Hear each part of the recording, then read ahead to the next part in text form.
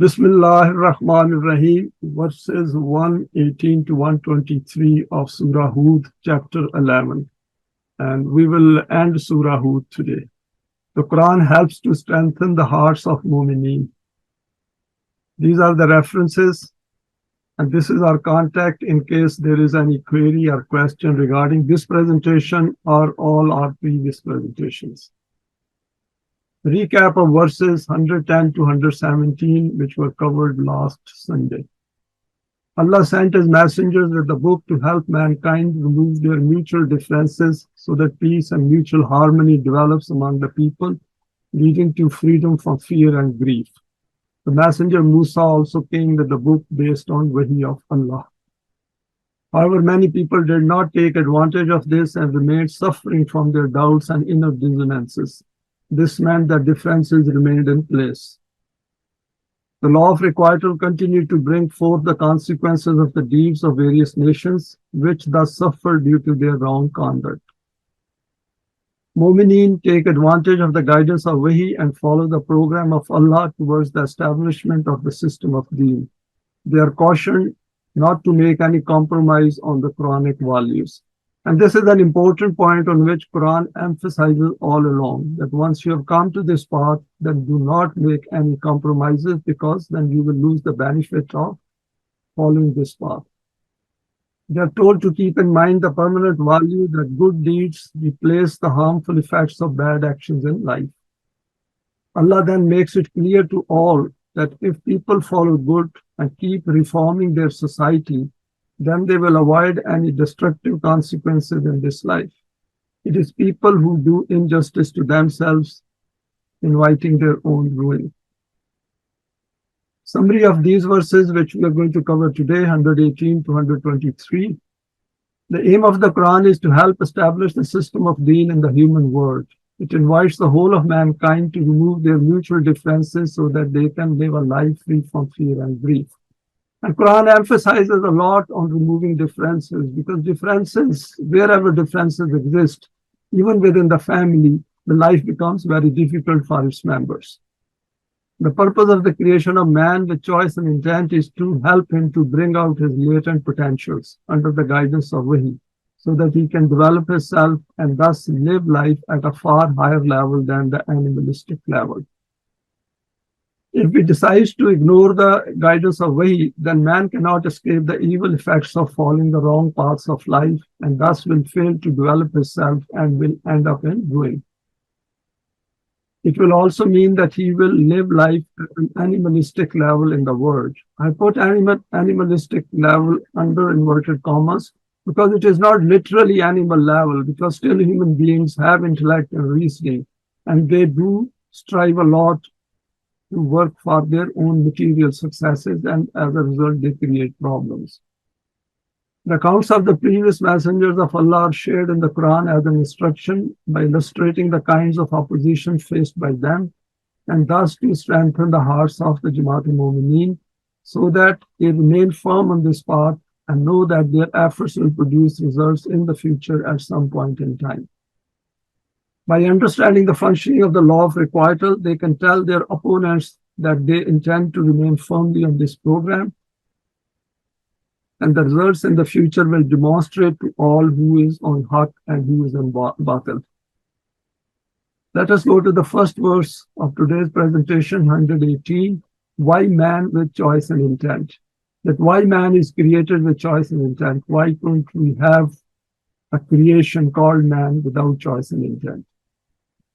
وَلَوْ شَاءَ رَبُّكَ لَجَعَلَ النَّاسَ أُمَّةً وَاحِدَةً وَلَا يَزَالُونَ مُخْتَلِفِينَ. From this, someone may have this thought that why did Allah put such a process in place that people oppose haqq and truth? And in this way, mutual tussle keeps arising. Why did He not do this, that all human beings should have followed one path? So, as has been stated previously, it was not at all difficult for Allah that, like other things in the universe, He could have created human beings also without choice and intent. And consequently, they would all have been obliged to tread on one single path. But He did not do it like this. And that is something which has to provoke a lot of thoughts and questions in our mind. Because if we come to grips with that, then we understand the creation of our own self with choice and intent. And it is important because then we are more convinced of our own creation and we are more firm-footed on the guidance of the Quran. He created man with choice and intent, because of which they differ in every way with each other. Now, over here, I put down some slides after going through this issue in some detail, and I would like to have some feedback from our members that if these are the only points, or do we have more points which we can add to this analysis? Verse 118, analyzing choice plus intent a bit further. These thoughts do cross the minds of many people who suffer at the hands of other human beings, i.e., due to the wrong systems in the world. However, when they come into a position of being able to change the system or are invited to the Quran, most wish to conform with the former system which has benefited them. The issue for us to analyze is that if choice and intent is not given to man, then the creation of Allah becomes meaningless. And the Quran states that Allah does not create anything without haqq. And that is an important point at the back of our mind, that there are problems in the world, and these problems can only be resolved if we have human hands behind the solutions. And for that, Quran is providing us guidance. That is, it says that you come together, create a Jamaat-e-Mu'mineen, and then work for those objectives which are laid down by the Quran within its permanent values. Why do we need to understand the reason for the creation of human beings in the world?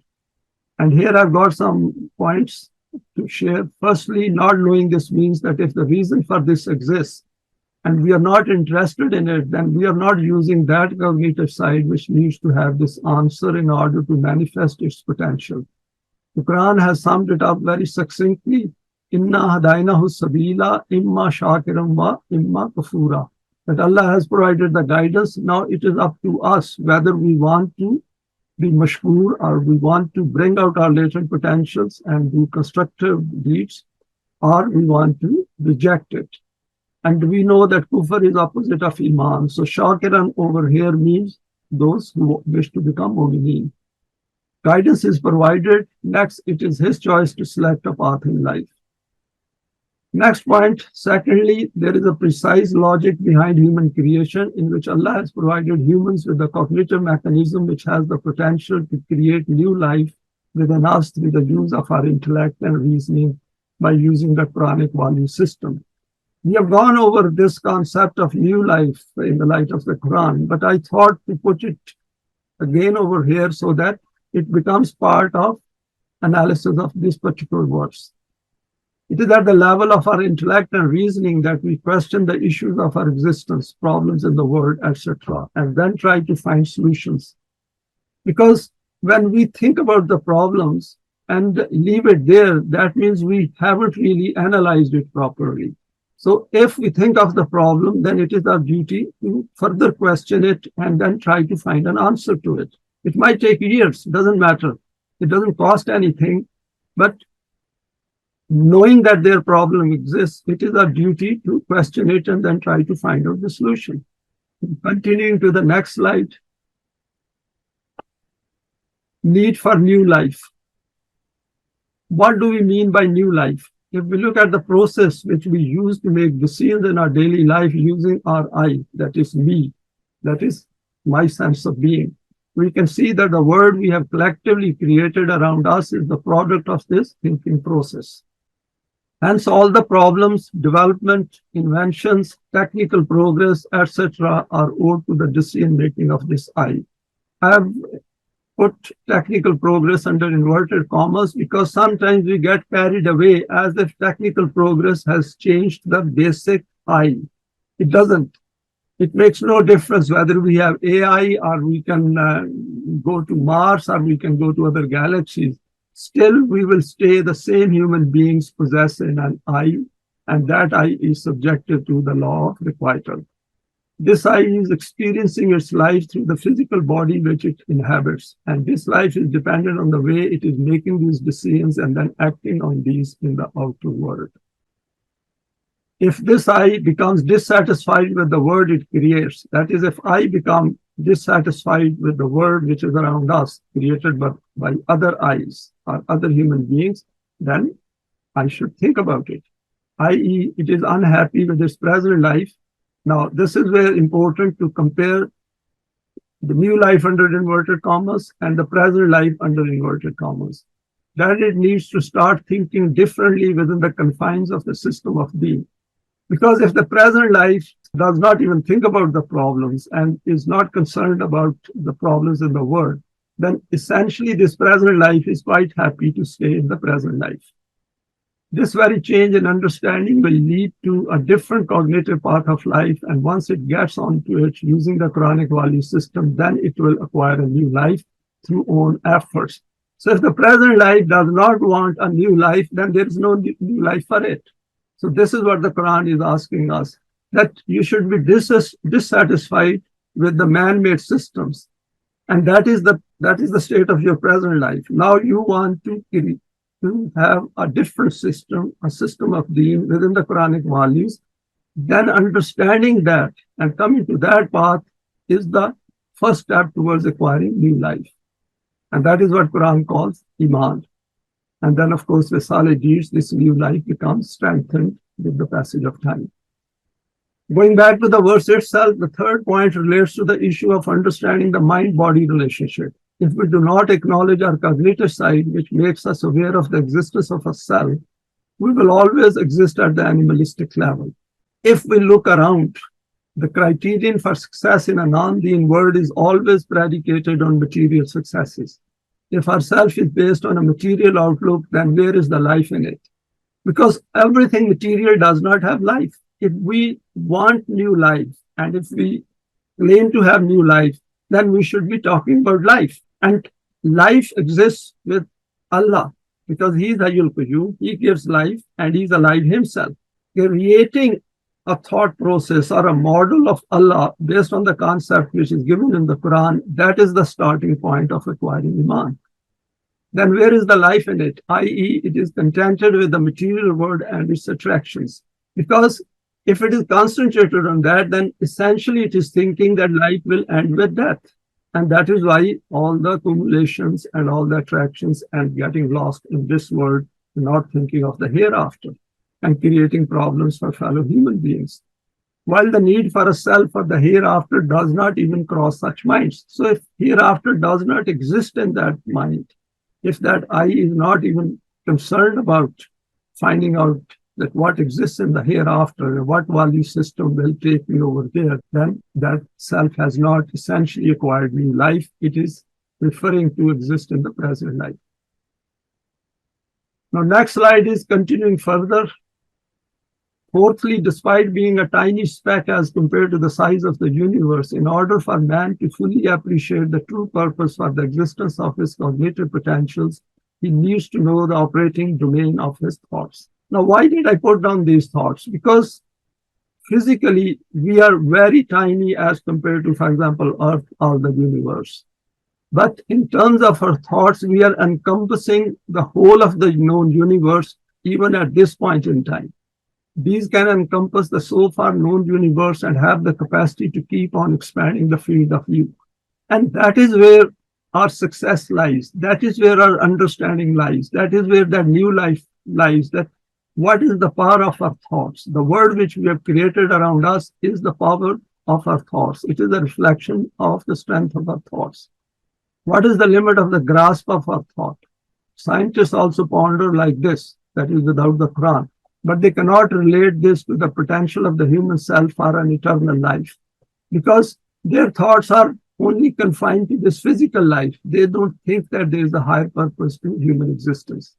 It is by understanding Allah's creation and its purpose from the Quran that we humans can give meaning to the universe, its relation to our existence here. And Allah wants us to give meaning to this verse. And for giving that meaning, Quran helps us. There are numerous verses on metaphysics side of the universe, and we need to go through them as well, and hopefully we'll go through them as we make progress. And then the connection of the developed self to the life of the hereafter. Fifthly, Allah is drawing our attention to the importance of providing choice and intent, and then making available His wahi for guidance that this new form of creation of a new life is placed within the reach of each one of us. The fact is that we are here and our death is staring us in the face. Hence, if we feel the need for guidance, not out of fear of death, and that is very important. Quran does not want us to have any fear of any kind.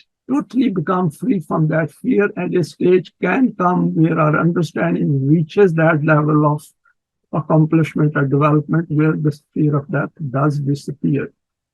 After becoming dissatisfied with the man-made systems, then we need to bring out our latent potentials to which our attention is drawn by Allah, i.e. to His attributes, to manifest these in the human world. Removing our own dissonances. Sixthly, by stating in the verse that Sha'a Rabbuka la ja'alan nasa ummatan wahidatan. Allah has drawn our attention to this point that this unity, that is unity between mankind or among mankind, is possible if we strive for this in the world. So it is not meant to have differences. If we human beings make an effort, then these differences gradually can be removed. At least these differences can be removed to that extent where they have harmonious relationship and they can coexist without creating problems for each other. The formula is called Rububiyat as a system. Understand and acquire this attribute of Rabb and then start to work together with this aim in mind. As a precondition, create a self which has its differences removed with those who also share the same goal in their life. So at a stage one is that we remove our own differences individually, then create a desire within us to have a world without differences so that there are no conflicts and chaos in the world. And then join with those where the hearts get united. Because unity of that heart, within that unity of hearts lies the proof that this formula can function. The issue for us is that we cannot explain this until we make ourselves free from our own inner dissonances. Next point is, once differences become removed at the micro scale, and it is a micro scale because these are very refined psychological feelings and ideas and thoughts which create problems within our eye. Then the self so developed will understand the newly acquired psyche because it will become an evidence in itself to us that this formula does work and can explain to others its outlook, vision, functioning under the Quranic value system, and above all, the pleasure of acquiring a dissonance-free self. This should be our aim all the time if we are already are not there, that we need a dissonance-free self. And why did I put down this point? So that we can explain to others. Because if myself is dissonance-free and I understand my own thought process, then it is easier for me to explain it to others. We have discussed some important aspects of a developed self in previous presentations. For example, we said patience is important, which is called sabr. Steadfastness is the common, inner unity of purpose, understanding of the Quranic value system, uncompromising resolve, and never to compromise on Quranic values. Complete trust in the laws of Allah because we know that success will come if we stay on this path. Ability to refer back to the Quran on every crossroad of life. Very important. Life is about making choices. Wherever choices come in our life on a daily basis, we see what is the command of the Quran. What does Allah say in this matter? Hearts united with other mu'mineen. Now, over here, what I've done is I've selected some pictures to make this presentation a bit more colorful and interesting. And why should we make a choice to stay human and acquire new life? Do we wish to be like them? And if we wish to be like them, then we should remember sheepdog as well. And or do we wish to be like them?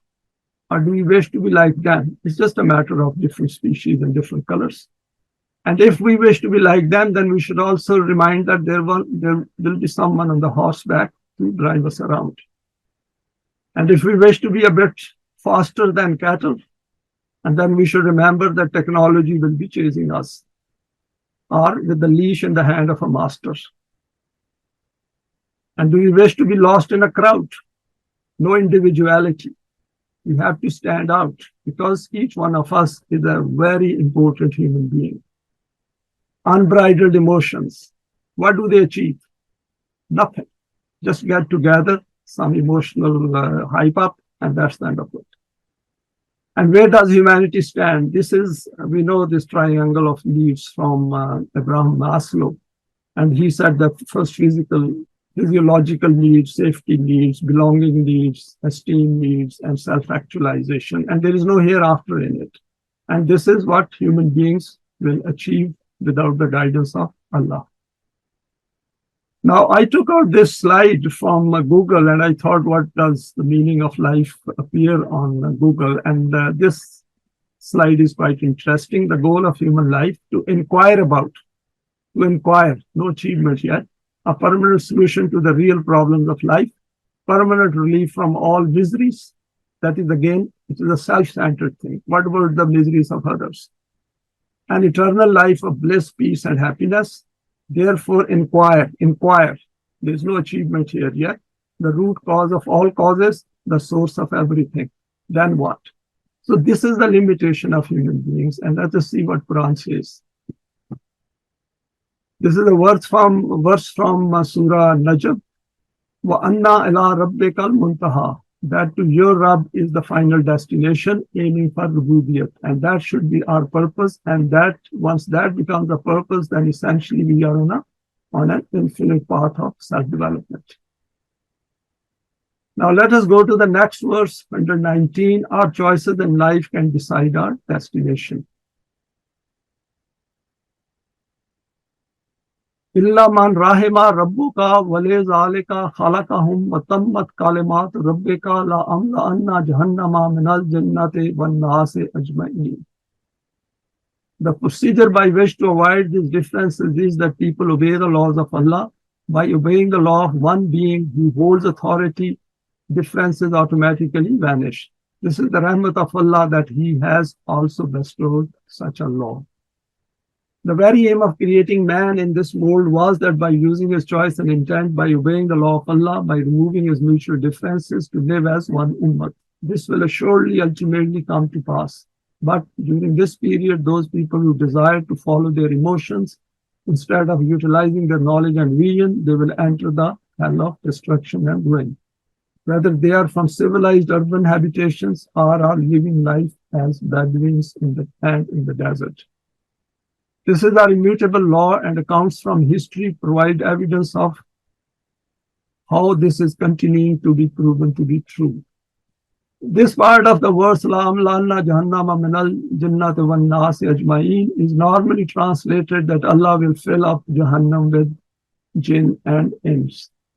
And the point we should remember is that human beings themselves fill up the hell through their own deeds.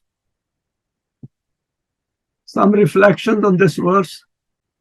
Continuing from the issue of the existence of differences and their serious negative consequences, the Quran here invites us to the rahmat of Allah, i.e. to His laws and their protective and nourishing aspects in our life.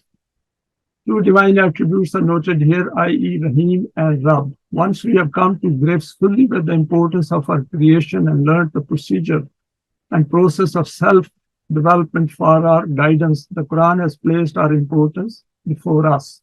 That is, Quran all along puts our own importance before our own eye, before our own self. This rahmat for growth and success is made available to us. All along, Allah invites us to the importance of this realization that we are not left alone. All that we need to know is to grow a higher level of cognitive eminence where we come to grips with our significance as possessors of choice and intent. Just look at the language of the wording used here. وَلِذَلِكَ خَلَقَهُمْ. They are created for this specific aim to be provided with rahmat, inviting us to come and get it as it is within our reach. Only if we use our intellect and reasoning, I is addressed here. And a number of verses, numerous verses in the Quran, each one of us is addressed collectively as well as individually. After this, it warns us that if we do not do this, then there is nothing for us, as we will fail to be attracted by the loftiness and eminence of our cognitive potentials, and will not meet the criterion of the hereafter. Hell has plenty of space for all those who reject the guidance of Allah. Next is reference to past accounts is to strengthen our hearts. Verse 120.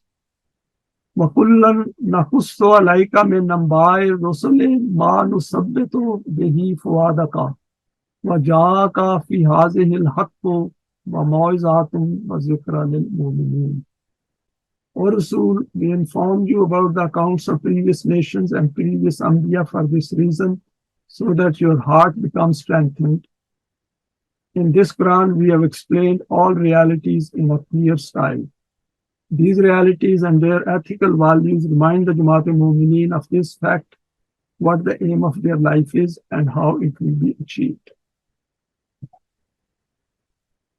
Accounts for the past help transform our present, which impacts our future.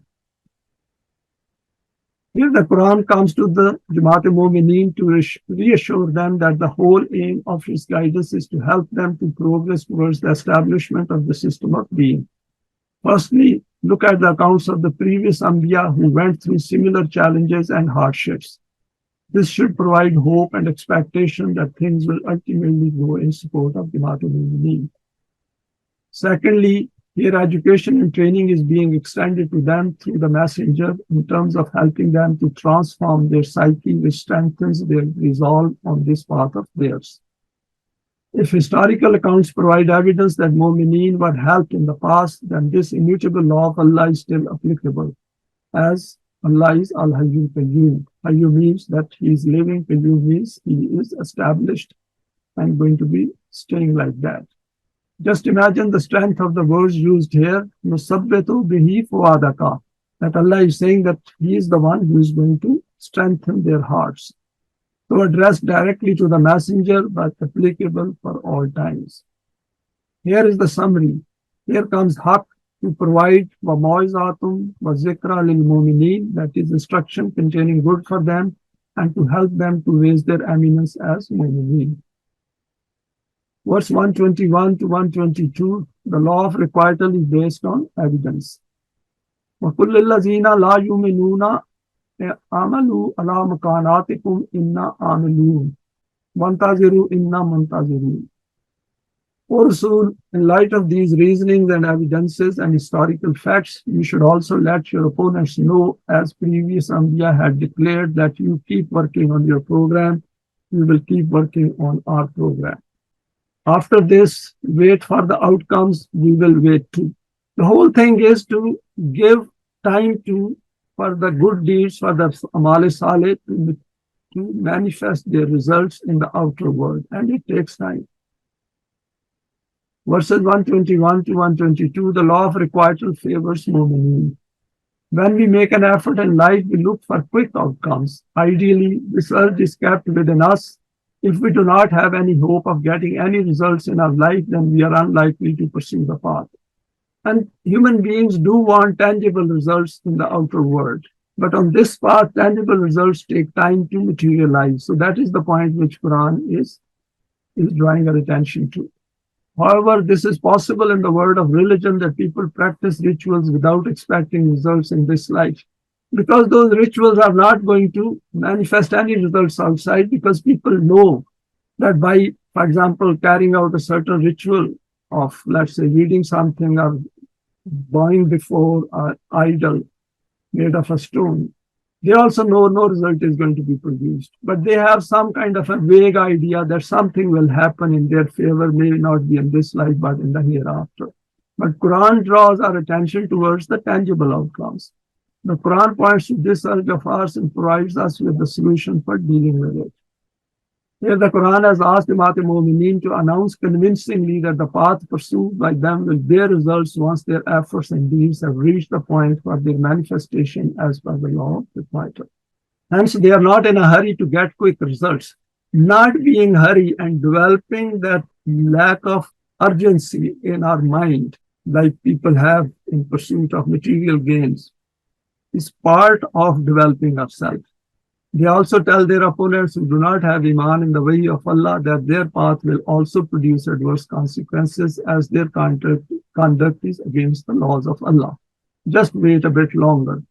Mu'mineen have to work on two paths. One is to look at the consequences of what they are doing together themselves, and also look at the world around them, that what exactly they are doing and where do they stand vis-a-vis the law of requital. Why did the Quran feel the need to point to this fact? And these kind of verses have appeared in other places as well. We have gone through them previously as well. The reason is that Quran is strengthening our heart, because this is the process of educating ourselves, training ourselves, and developing ourselves. That is to become convinced of this fact that having acquired Iman and doing solid deeds, and by coming together, we have to wait for the results a bit longer. The reason is that Batil is well established and possesses power, and Batil at this point in time controls human affairs in the physical domain. And we can see that if we look at the world around us, there is no deen anywhere. So what is happening is that it is Batil which is controlling the world. So if we are on that haq, then we have to give time for that seed of haq to grow and to germinate first, and then start growing into a big fruit tree. This is visible to Mu'mineen as well, who are apparently weak in the physical domain. I put it as inverted commas because once we are in this path, we are not weak, because this path is multiplied by an infinite being, Allah. And that is something which we should keep in mind, that His laws are fully supporting our efforts and do not possess any physical power to bring about any tangible change. Apparently, it looks that nothing is happening, but actually, if we look and check it in the light of the Quran, we can see that things are progressing forward. However, their path in the initial phases of striving for deen is related more to their self-development. Time of respite is for self-development. Expanding this aspect a bit further on, the Quran has pointed to an important aspect in terms of strengthening of the psyche of Mu'mineen in the world. It tells Mu'mineen that since they have entered into a covenant with Allah, and this covenant is based on the acceptance of Iman by them, in which the life of the hereafter is an intrinsic part, hence they need not be impatient on this path of theirs. Because why should we be impatient on this path? Because time is not going to end with our death. Even if our individual death arrives early, as long as we are working together, some new people will join in, and this caravan will keep progressing forward. As long as this caravan has an infinite aim in front of it, it should never become frustrated or desperate or hopeless. Iman in the reality of the existence of the hereafter means that time is now on their side. However, it does not mean slowing down their effort. Because in our physical life, people do slack, people do slow down, and they start wasting time if they know they have a plenty of time or a date for completion of a certain assignment. But over here, we are working for Allah, and over here, there's no question of slowing down. We should do our best. It means to continue their efforts with full focus and vigor, all the while keeping in mind that their efforts will never go to waste, because the permanent value is wasbir fa inna Allaha la yudhi'u ajra al-muhsinin. That be patient, be firm, because Allah will never ever let the deeds of Muslims go waste. Just as in our physical life, where we have a balanced diet together with regular exercise, we will enjoy a healthy life. This applies similarly to the life of ourselves. If we subject it to those laws which deal with the development of the self, then this will be manifested in its development with tangible signs which can be checked by using the Quranic criterion for a developed self. One sign given here is the confidence with which Mu'mineen can tell the opponents, you follow your path and we will follow ours. Let time prove who ultimately succeeds and who ends up in ruin. Next verse, 123, we need to look for precision in the universe. وَلِلَّهِ غَيْبُ السَّمَاوَاتِ وَالْأَرْضِ وَإِلَيْهِ يُرْجَعُ الْأَمْرُ كُلُّهُ فَاعْبُدْهُ وَتَوَكَّلْ عَلَيْهِ وَمَا رَبُّكَ بِغَافِلٍ عَمَّا تَعْمَلُونَ. This challenge of yours is based on the absolute law of that Allah, for the completion of whose defined program everything in the highs and lows of the universe is busily engaged in functioning, and the decision for all matters takes place according to His law. Hence, this cannot happen that for the completion of that program of his, for which you have arisen, it does not become successful. Therefore, keep obeying his laws totally and maintain full trust in the fruition of their outcomes. Remember, your Rabb does not remain uninformed about the action of anyone so that its outcome might result in not becoming established. Let us look at some aspects further on this about this verse, further reflections. Here in this verse, Allah has provided reassurance to Mu'mineen to acquire a very high understanding about the realities of life and to keep in mind that what is unseen at an earlier part of their journey will gradually become manifested as they keep progressing on this path of Allah. This is because His laws are firmly established and take precedence over man-made laws. We should never ever think that the man-made laws will continue dominating. If some people stand up, they arise and work for the system of being. Then those laws which are applicable to Jamaat-e-Mu'mineen, those become effective. The only condition is that human beings with Iman need to take the initiative and start to head towards Deen. Just see the wording of the verse, وَعَلَيْهِ يُرْجَعُ الْأَمْرُ كُلَّهُ.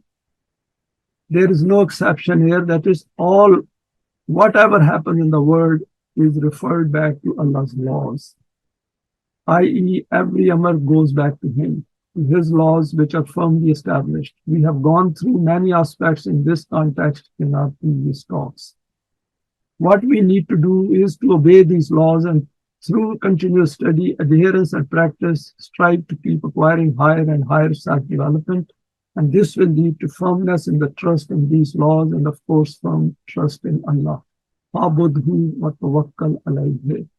And we know abad means to obey Him, to obey His laws, tawakkal, and then have a full trust in that. And this conviction takes time to develop. We cannot acquire this conviction in 1 day or 2 days, but it can take few years to develop within our psyche. وَمَا رَبُّكَ بِغَافِلٍ عَمَّا تَعْمَلُونَ. This is the last part of the verse. I thought to put some thoughts on it. We have seen that all along Allah reinforces this point that nothing goes unnoticed in the human world. The important point here in this part of the verse for our education is the use of Rabb first, which draws our attention to the issue of Rububiyyat in the world and the universe. Second is our intended destination is not some place or some material reward awaiting us at the end of worldly struggles. It is our self-development through our striving in the cause of Allah, which is in essence our own cause.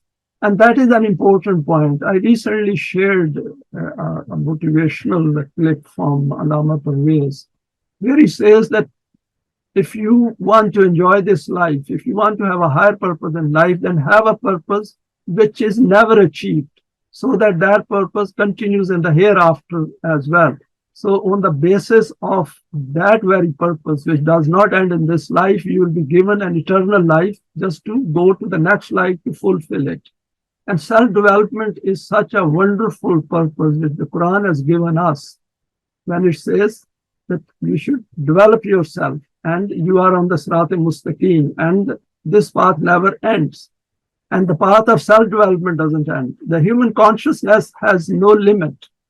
It keeps expanding as we keep adding more knowledge to it. And it becomes an evidence right in this world and we experience it. It is not something otherworldly. Part of this process of self-development is to remain aware of the development of other human beings, which is the acquired responsibility of this divine attribute. And another point which Allama said in that clip is that if your purpose which you have set in this life is accomplished, essentially that is the end of your life. If we only have our purpose associated with material successes, the moment we have achieved those material successes, what next? Then we'll be waiting for our death. And that is no way to live our life.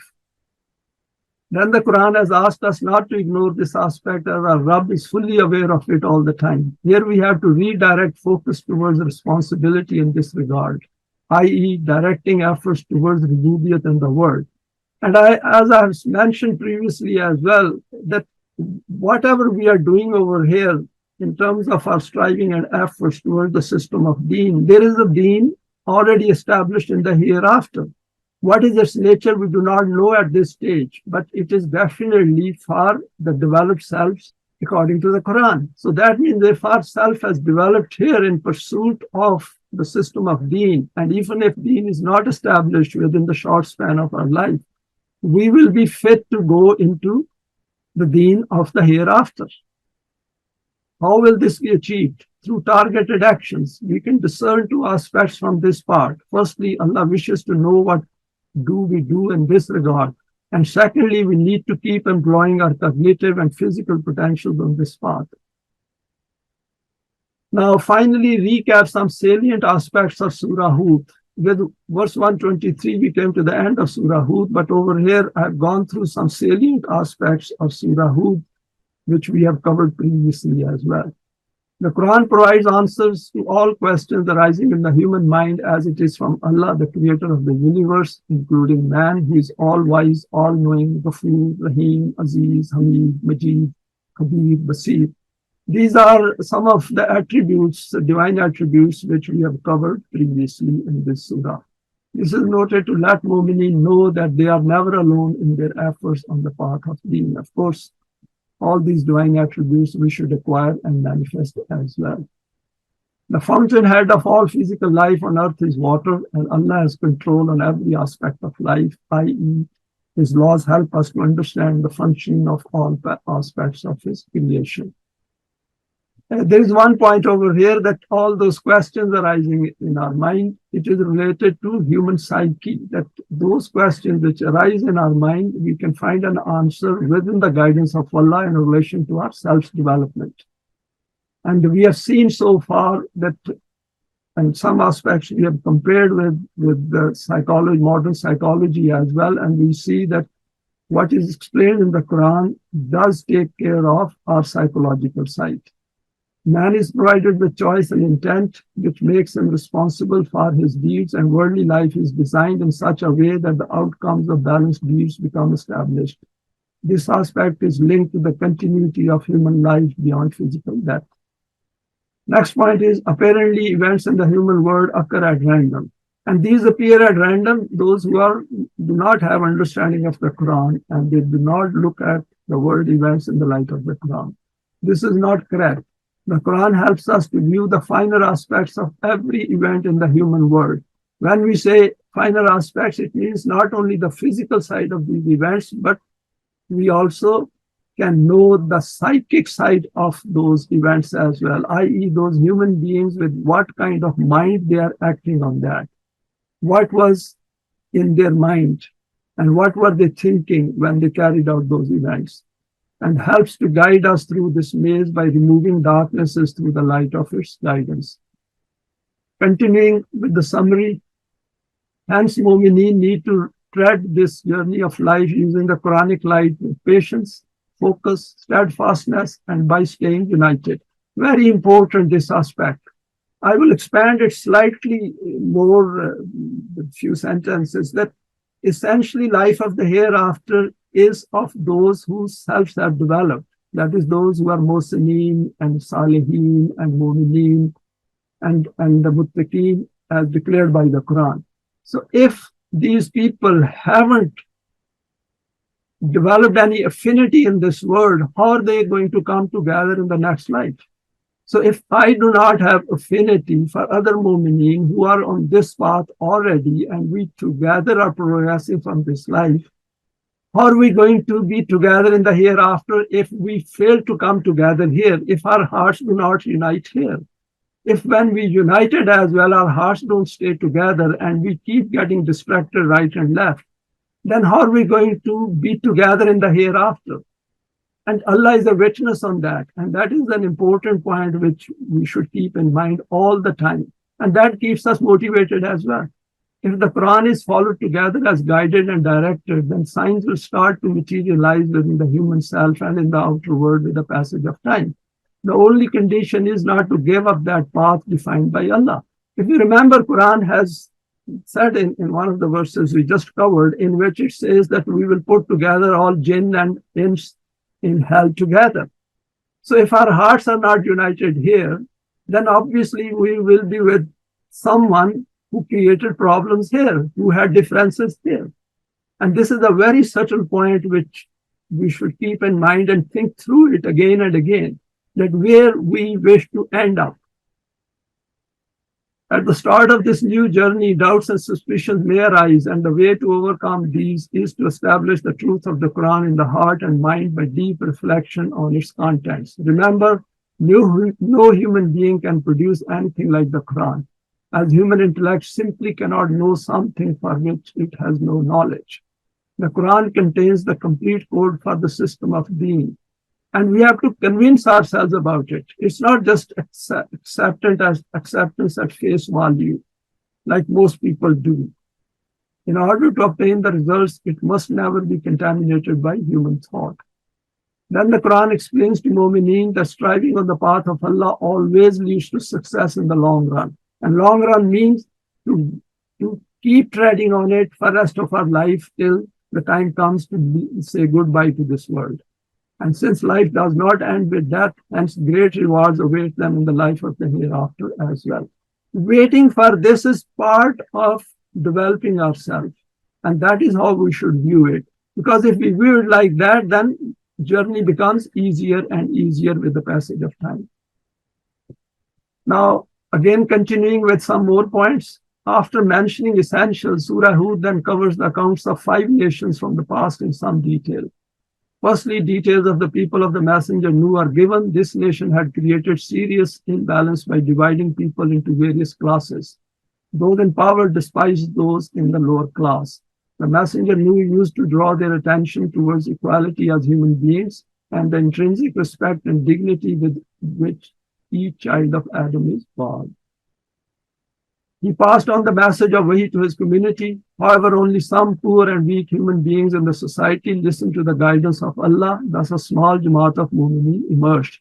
I put poor and weak inverted commas. That was the view of the rich people. Otherwise, they were equal human beings like other human beings. This continued for a long time, and ultimately a stage arrived in the functioning of the law of requital and the law of respite, where the Quran concludes that no more people were going to come to the way of Allah. We've gone through this account previously. At that stage, Nuh built an ark to save himself and the Mu'mineen from the impending flood. Ultimately, the flood arrived as forecasted, and Nuh, together with Mu'mineen, were saved, while the rest who rejected the guidance of Allah were drowned. Next, under the accounts of nations, next is the account of the people of the messenger Hud, who conveyed the guidance of Allah to his nation.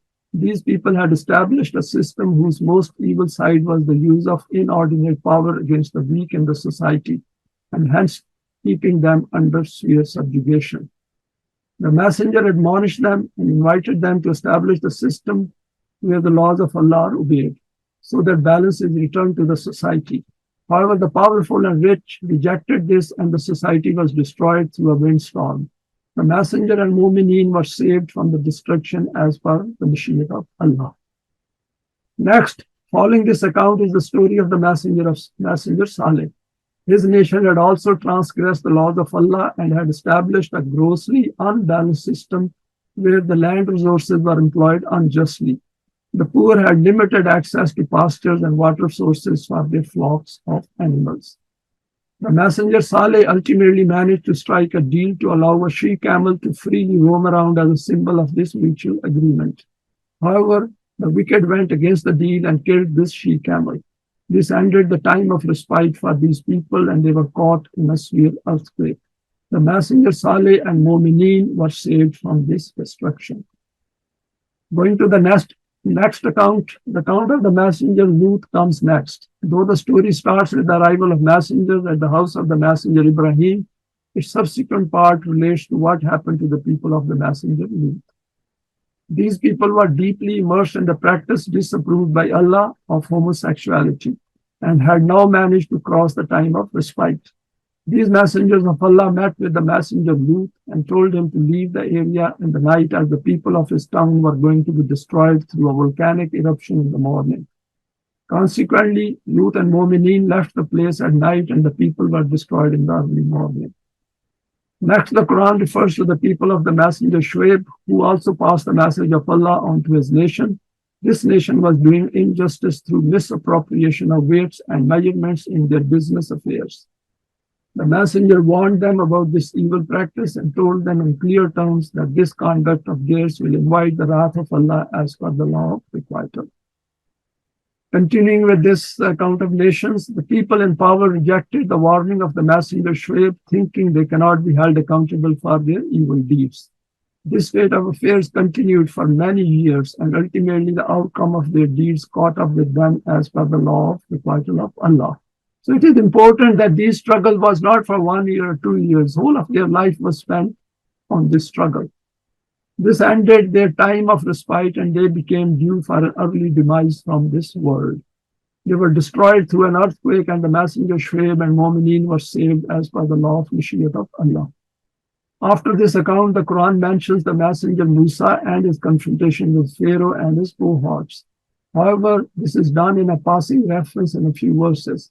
Allah did not do injustice to any one of these people. It is human beings themselves who do injustice to themselves and thus become eligible for their loss and destruction in this life of theirs.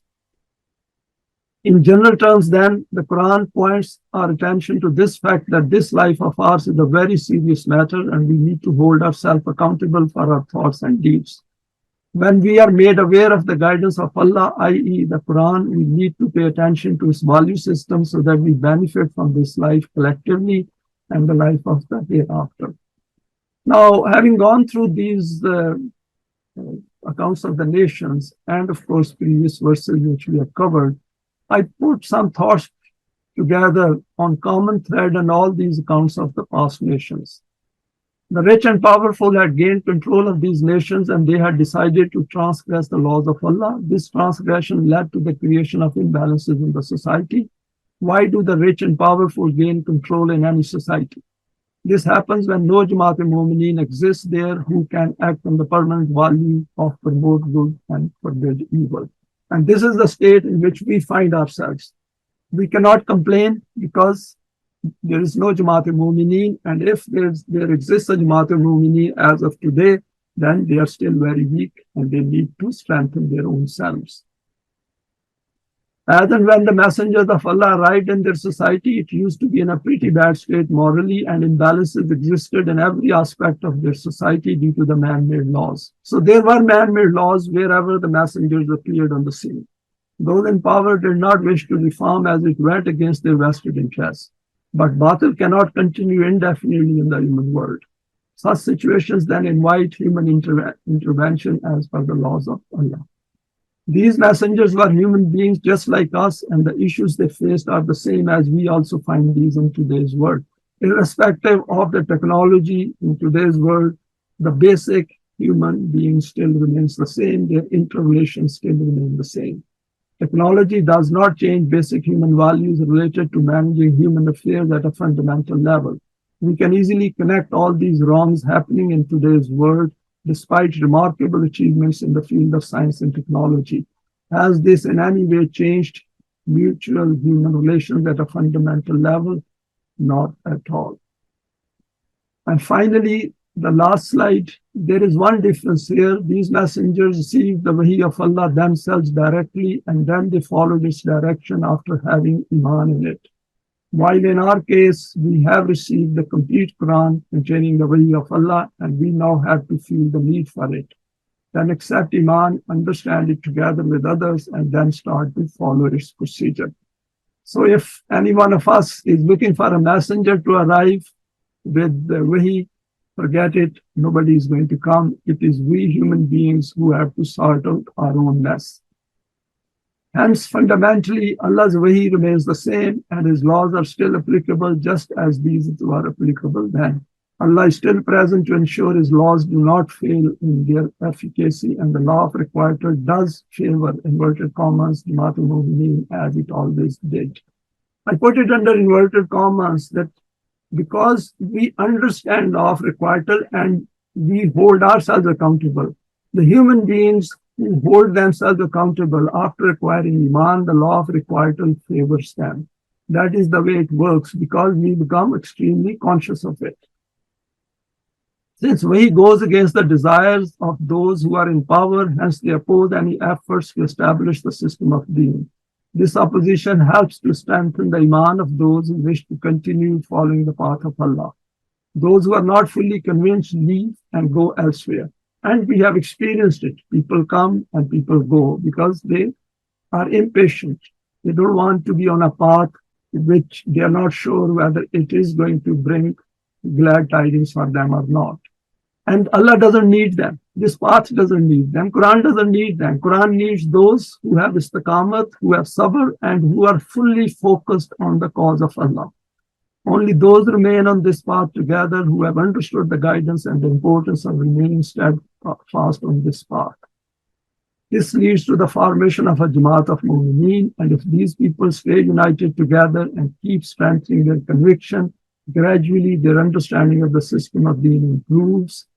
And I have come to the end of this presentation, and it has to be continued because we haven't reached the next stage of our coming together. So we'll wait for that. Thanks for your time and for sharing this today. Please feel free to share it with your contacts. You may like to subscribe for future talks related to the Quranic system of deen.